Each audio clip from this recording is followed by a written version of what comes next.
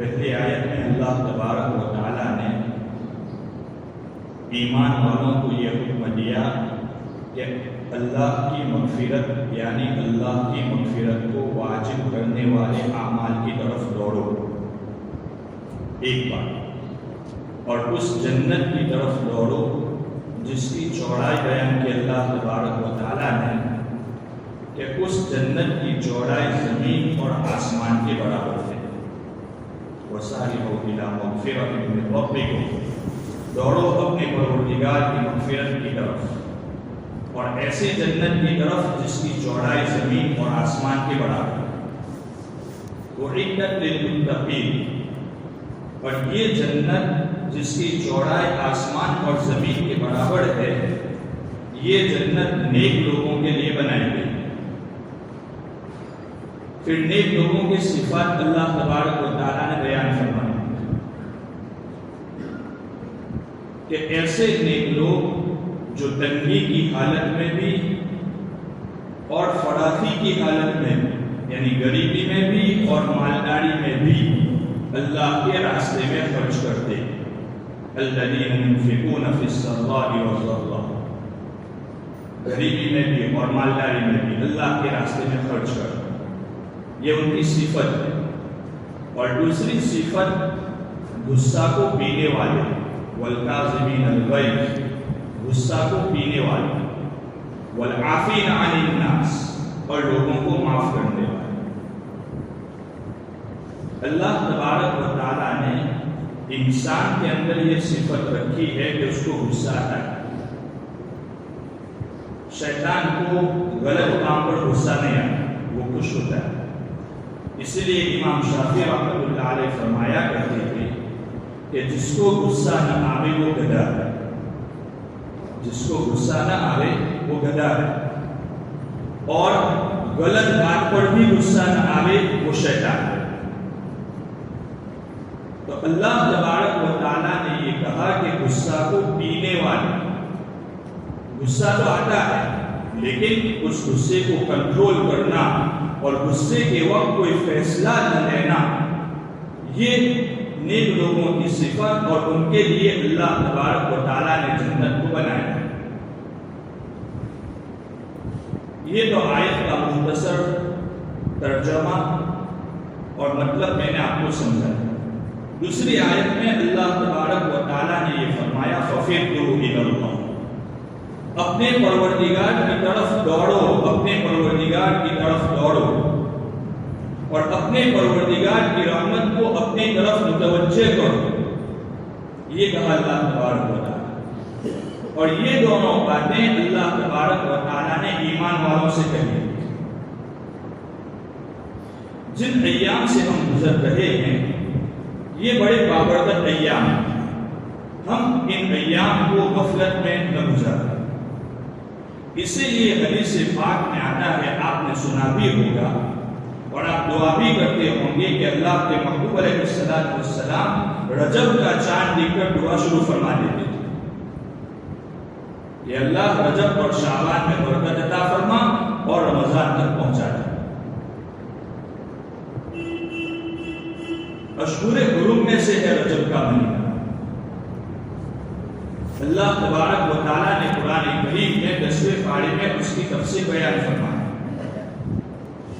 ان عدت الشہور عند اللہ 12 شہرا، کہ اللہ تبارک و تعالیٰ کے یہاں 12 مہینے ہیں سال کے جو اللہ تبارک و تعالیٰ نے مقرر کر رکھے، منہا 4 حرم، ان میں سے 4 مہینے حرمت والے ہیں، اور ان حرمت والے مہینوں میں، ان عزت والے مہینوں میں یہ رجب کا مہینہ ہے۔ اسی لیے کتابوں میں آتا ہے کہ رجب کا مہینہ بیج بونے کا مہینہ ہے، شعبان کا مہینہ اس بیج کو پانی دینے کا مہینہ ہے، اور رمضان کا مہینہ سیزن کا مہینہ ہے۔ ہم نے اگر رجب میں بیج نہیں بویا تو شعبان میں کیا پانی دیں گے، اور شعبان میں پانی نہیں دیا تو پھر رمضان میں سیزن میں ہم کو سیزن کیسے ملے گی؟ سیزن نہیں ملے گی۔ ہم سب کاشتکار ہیں، کاشتکار کے اولاد ہیں، کھیلوٹ ہیں، کھیلوٹ کے اولاد ہیں۔ اگر وقت پر بیج نہ بویا جائے تو ایک کاشتکار کو اور ایک کھیلوٹ کو کتنی تکلیف ہوتی ہے، پورا سال وہ بات گنگناتا ہے، اور پورا سال یہی بات کہ اس سال فصل میں مزہ نہیں آیا، اور اس سال سیزن اچھی نہیں گئی، اس وجہ سے اچھی نہیں گئی کہ ہمیں جو بیج بونے کا وقت دیا گیا تھا اور بیج بونے کے جو مہینے تھے ان مہینوں میں ایسے آفات آ گئی، اور ان مہینوں میں ایسے آزار آ گئی جن آزار کی بنیاد پر ہم اپنے کھیتوں میں اپنے وقت پر بیج نہ بو سکے، اس لیے صحیح وقت پر بیج نہ بویا، صحیح وقت پر پانی نہ دیا تو سیزن ہماری اچھی نہ آئی۔ حالانکہ یہ تمام کی تمام باتیں اللہ تبارک و تعالیٰ کی طرف سے ہے۔ ایک ایمان والا سیزن پر نہیں جیتا، ایک ایمان والا اپنی دکان پر نہیں جیتا، ایک ایمان والا اپنی تجارت پر نہیں جیتا، وہ تو اللہ تبارک و تعالیٰ رزاق ہیں، اللہ تبارک و تعالیٰ نے اس کو اس کی ماں کے پیٹ میں روزی دی، وہ قبر میں جانے تک روزی دے گا، جب اس کی موت آئے گی اس کی دنیاوی روزی ختم ہوگی اور آخرت کی روزی شروع ہو جائے گی۔ اس لیے اپنے ذہنوں سے یہ نکال دے ہم کہ اس وقت مونگ کی کھیتی اچھی نہیں ہوئی، مونگ اچھے نہیں آئے تو ہماری فصلوں میں نقصان ہوگا، نہیں ہوگا۔ ہماری تقدیر میں اور ہماری قسمت میں اللہ نے جتنی روزی لکھی ہے وہ ہمیں ضرور مل کر رہی ہے۔ خیر، یہ جو مہینہ ہے یہ بڑا بابرکت مہینہ ہے۔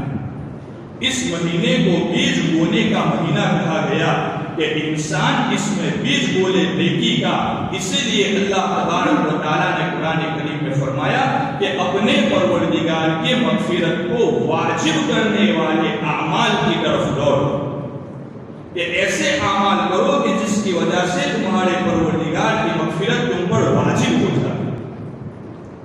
ان اعمال میں بہت سارے اعمال ہیں کہ جو اللہ تبارک و تعالیٰ کی مغفرت کو واجب کرتے ہیں، خاص طور پر 2 اعمال۔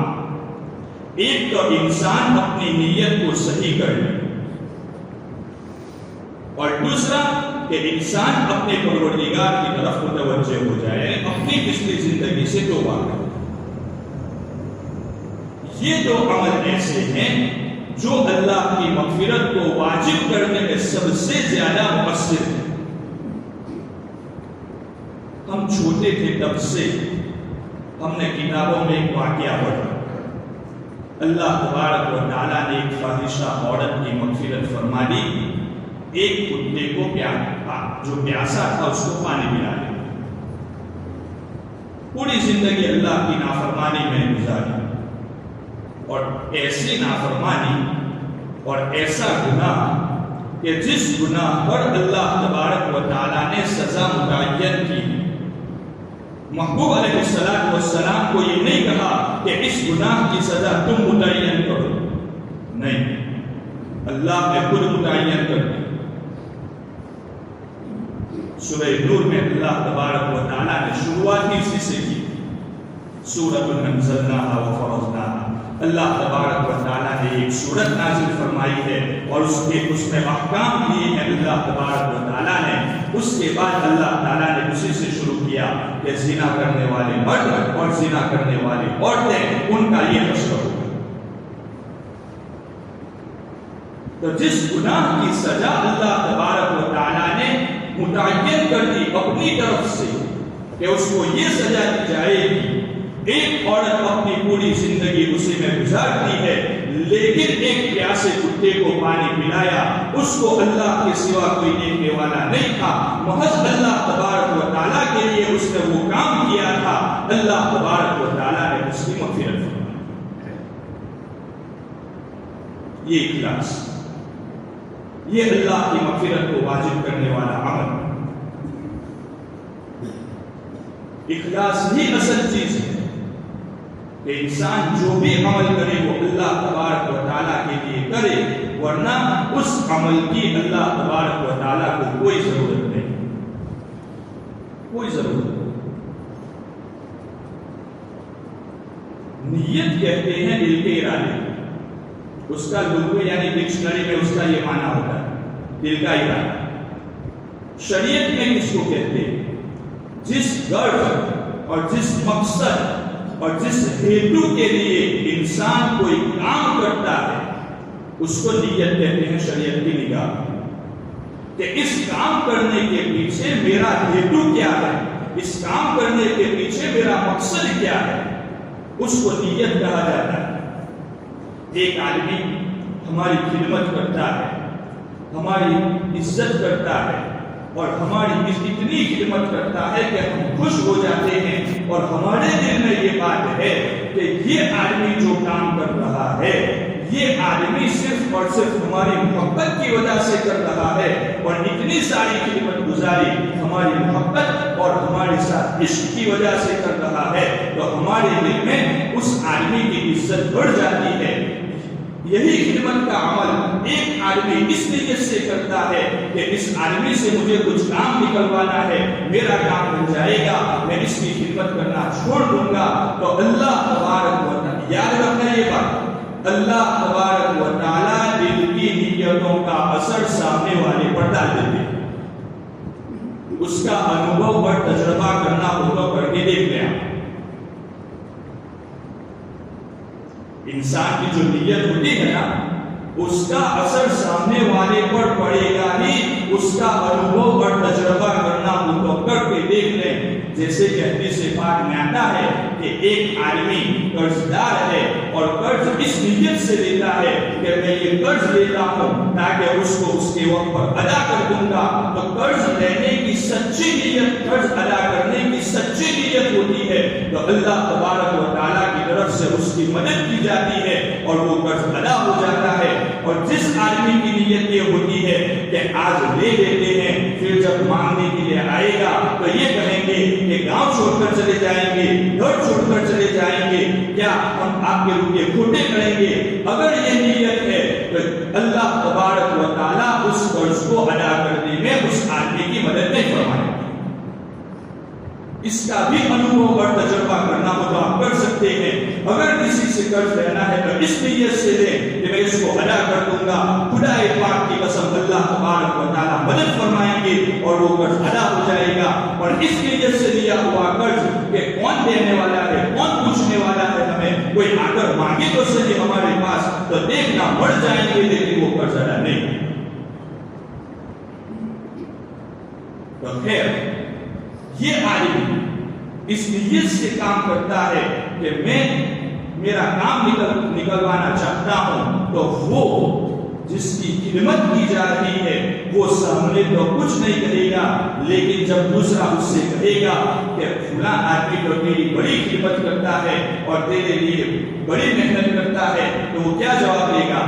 وہ تو اس کا کام نکلوانا ہے نا، اس لیے، ورنہ وہ کوئی خدمت کرنے والا نہیں۔ جب انسان کا یہ معاملہ ہے کہ انسان کو پتا چلتا ہے کہ یہ میری ساتھ میری خدمت اس لیے کرتا ہے تاکہ اپنا کام نکلوانا چاہتا ہے، تو انسان کے دل سے سامنے والے کی خدمت کرنے والے کی عزت چلی جاتی ہے، تو وہ تو احکم الحاکمین ہے، وہ تو دلوں کی بھیدوں کو جاننے والا ہے کہ کون آدمی کس نیت سے کام کرتا ہے اور کون آدمی کس نیت سے عمل کرتا ہے، وہ تو سب کچھ جانتا ہے۔ اس کی نگاہ میں اگر عزت دار بننا ہے تو اپنی نیتوں کو صحیح کرے۔ نیت ایک پارس ہے، پارس ایک پتھر ہوتا ہے جسے ہم گجراتی میں پارس مڑی کہتے ہیں۔ پارس ایک پتھر ہوتا ہے، اس کو لوہے کے ساتھ یا تانبے کے ساتھ رگڑا جائے، اس پر پھیرا جائے تو وہ تانبا اور وہ لوہا یہ سونا ہو جاتا ہے۔ نیت اسی طریقے سے ہے کہ عمل کا ایک ظاہری ڈھانچہ ہے اور ایک روح ہے، جیسے کہ ہمارے ظاہری ڈھانچہ اور اس کی روح، اسی طریقے سے ہر ایک عمل کہ اس کا ایک ظاہری شکل ہوتی ہے اور اس کی ایک روح ہوتی ہے، تو عمل کی روح یہ نیت ہے کہ انسان صحیح معنی میں اللہ تبارک و تعالیٰ کے لیے عمل کرے، یہ اس کی روح۔ انسان کے بدن سے روح نکل جاتی ہے، محبت کرنے والی بیوی، محبت کرنے والی اولاد، محبت کرنے والے ماں باپ، ارے کیا کہیں گے دفنانے میں کتنی ہے، ٹائم کیا نہیں کیا، جلدی سے گھر سے باہر نکال، کیوں؟ روح نکل گئی۔ یہ پنکھا ہے پورا صحیح سالم ہے، لیکن اس کی روح بجلی نہیں ہے تو وہ کسی کام کا نہیں ہے۔ اسی طریقے سے انسان کا عمل اگر ظاہری شکل و صورت کتنی بھی اچھی ہو، لیکن اس کی نیت صحیح نہیں ہے، اس کی روح نہیں ہے، اللہ تبارک و تعالیٰ کو اس کی کوئی ضرورت نہیں۔ حدیث پاک میں وہ 3 آدمیوں کا واقعہ آتا ہے نا، شہید، عالم اور سخی۔ سب سے پہلے ان کو بلایا جائے اور شہید سے پوچھا جائے کہ یہ سب تم نے کیوں کیا؟ اپنی جان دے دی، جان دینے سے بڑھ کر کون سا عمل ہو سکتا ہے؟ انسان نے اپنی جان دی ہے اللہ کے راستے میں، لیکن نیت صحیح نہیں تھی، جنت تو کیا ملتی، جہنم کا فیصلہ کیا جائے گا۔ اسی طریقے سے عالم کا حال ہوگا، اسی طریقے سے سخی کا حال ہوگا۔ لیکن اگر نیت صحیح کر لی، حدیث پاک میں آتا ہے کہ جو انسان جیسی نیت کرتا ہے اسی کے مطابق اس کو ثواب ملتا ہے۔ محدثین نے اس کی الگ الگ تشریحات کی۔ مظاہر حق میں قطب الدین دہلوی رحمۃ اللہ علیہ نے اس کی مثال کہ ایک آدمی مسجد آتا ہے، تو مسجد جو آتا ہے وہ با جماعت نماز پڑھنے کی نیت سے آتا ہے کہ میں مسجد جا کر جماعت کے ساتھ نماز پڑھوں گا، اس کی یہ نیت ہوتی ہے۔ لیکن یہ آدمی اپنے گھر سے نکلے، اس وقت یہ نیت کر لے کہ مسجد میں جاتا ہوں تاکہ جماعت کے ساتھ نماز ادا ہو سکے، اللہ کے گھر کا دیدار ہو سکے، اللہ کے گھر میں اعتکاف کر سکوں۔ اگر کوئی میں مسجد جاتا ہوں، مسلمان کی ملاقات ہوگی، مسلمان کو سلام کروں گا، مسلمان کے ساتھ خندہ پیشانی سے پیش آؤں گا۔ اسی طریقے سے اگر کوئی بیمار مل گیا تو میں بیمار کی عیادت کر لوں گا۔ یہ جتنی نیتیں کرے گا اتنی نیتوں کے برابر اس کو ثواب دیا جائے گا۔ یہ اس حدیث کی تشریح کہ آدمی جتنی نیت کرے گا، عمل ایک ہے مسجد میں آنا، لیکن جتنی نیتیں کرے گا اللہ تبارک و تعالیٰ اس کو اسی کے مطابق ثواب دے گا۔ یہ نیت جیسے میں نے کہا کہ یہ پارس ہے، یہ تو انسان جو اللہ تبارک و تعالیٰ نے اس کو کرنے کے لیے یعنی نیکی کے کاموں میں اور برے کاموں میں ہے، لیکن اپنی عادت بنا لیتا ہے۔